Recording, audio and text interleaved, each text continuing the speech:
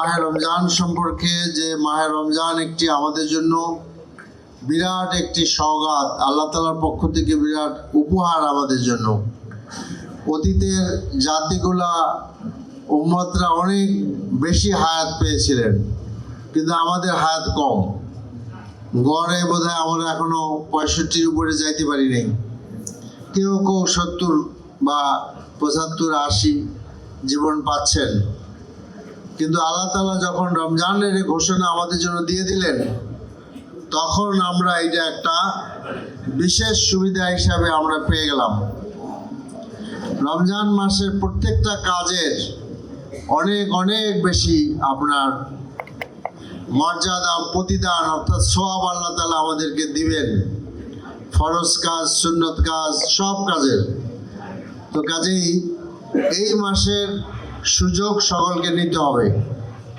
রাসূল মকবুল সাল্লাল্লাহু আলাইহি ওয়াসাল্লাম বলেছেন যে ওই ব্যক্তি দুর্ভাগা যে রমজান পেলেও কিন্তু গুনাহ মাফ করতে পারলো না।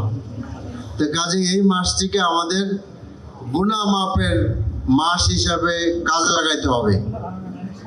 দোজখের আগুন থেকে বাঁচার মাস হিসাবে আমাদেরকে কাজে লাগাইতে হবে। আর জান্নাত পাওয়ার জন্য আমাদেরকে এই মাসকে কাজে লাগাইতে হবে। এই মাসে আল্লাহ তাআলা আমাদের জন্য আরেকটি মহিমান্বিত রাত্রি রেখেছেন, যেটাকে আল্লাহ তাআলা বলছেন লাইলাতুল কদর। এই লাইলাতুল কদরে কোরআনে বলা হয়েছে আলফি শাহর, অর্থাৎ 1000 মাস থেকে উত্তম।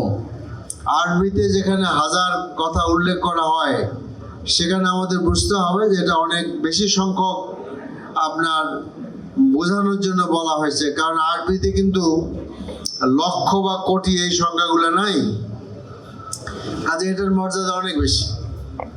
তো কাজেই এই লাইলাতুল কদর আমাদেরকে